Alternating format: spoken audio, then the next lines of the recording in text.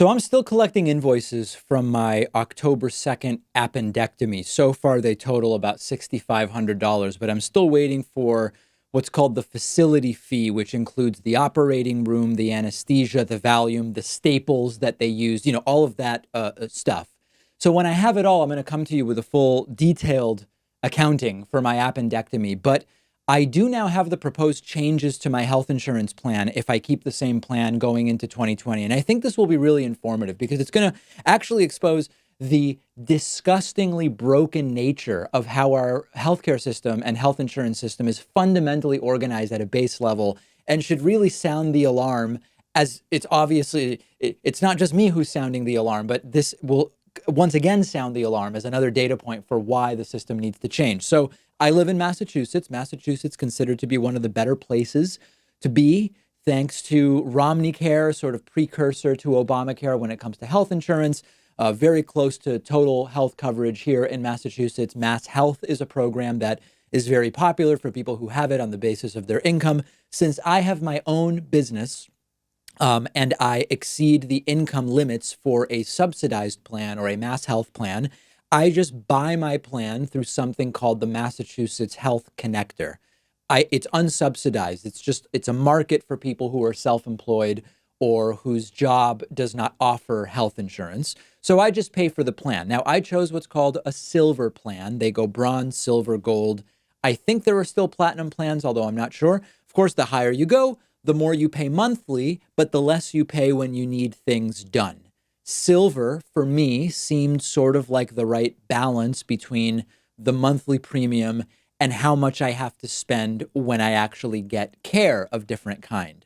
So in 2019, my plan costs $421 per month. That's what I pay out of pocket. So let's dig into how my plan will change between 2019 and 2020. I was just notified of this if I stick with the same plan. So for starters, my premium goes from $421 to $458. Okay, an extra $37 a month. That's about a 9% increase in what I pay for the premium. But the plan also gets worse in terms of what will be covered. So my annual deductible stays the same. It's $2,000. For my appendectomy, for example, it looks like I'm going to owe my full $2,000 deductible, of course, in addition to the $421 monthly payments that I'm making. My plan's out-of-pocket maximum is going up from $6,500 this year to $8,150 in 2020. So the out-of-pocket maximum is the most you would have to pay for all covered services in a plan year. So my deductible is $2,000. Imagine that I have 3 or 4 instances, medical events where I pay the $2,000 deductible. This year, once I've paid $6,500 total, my insurance would cover everything. Next year, that limit is being raised to $8,150. Okay. My primary care copay is going from $30 to $50. Remember, my premium's going up as well. And in addition, it will cover less. My primary care copay going from $30 to $50. My specialist copay going from $50 to $70 if I go to a dermatologist, for example, or a podiatrist, as many of you know I went to back in June.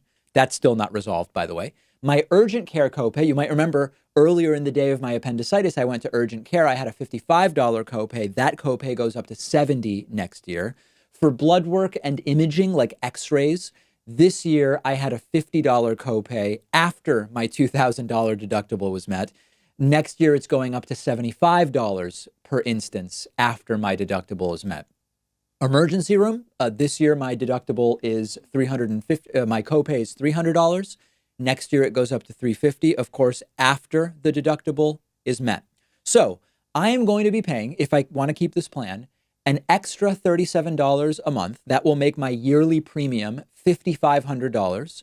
And then I still have to hit a $2,000 deductible for lots of things and to have even higher copays in other areas like primary care, specialists, urgent care, and in the emergency room. I want to go back. I think I might have misstated. The $8,150 annual limit is the deductible of $2,000 plus additional copays and everything else. It is not multiple deductibles. I may have been unclear about that, and I apologize. So this is considered good insurance in the individual market. Massachusetts is considered a good place to be. This is insane. The system has to change. And we're going to go into this in more detail when I spell out the appendectomy costs that I incurred last month. But part of what makes this not work, part of what makes this system the wrong one, is that there is completely inelastic demand for a great portion of healthcare services. Using appendectomy as an example, if I don't have appendicitis, my demand for appendectomies is zero. It's not like with many other consumer products. Well, if appendectomies are $10,000, I don't want one. If the appendectomy is $5,000, I sort of want one. At $1,000, I really want one. And at $1, I would want multiple appendectomies. I might as well take advantage because it's such a good deal. No, that's not how it works. But then once you have appendicitis, your demand is also not affected by the price. If you have appendicitis, I can testify to this.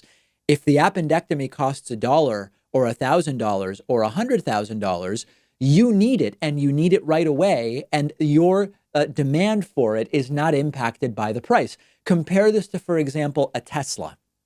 If a Tesla costs $100,000, it might be totally out of your price range. Your demand is effectively zero. At $50,000, it's a big stretch, but you're certainly more interested than at $100,000. If the Tesla is $15,000, now you're very interested. If the Tesla's $100, you want to buy a whole bunch of Teslas potentially. That's not how healthcare works. And that is why the system we have is immoral. And I was trying to explain this the other day on a live Twitch stream where we have a lot of international viewers. And they kept saying, wait, David, you're saying you pay $421 a month and you still owe $2,000 for your appendectomy? Yes, I pay $421 a month for the privilege of limiting what I owe for my appendectomy to $2,000 rather than the $8,000 or $9,000 or $10,000 that it will probably end up costing in total. This is a big piece of the immorality of the for-profit healthcare system that we have. We will talk about it more upcoming, and I will get you those appendectomy figures once I have them.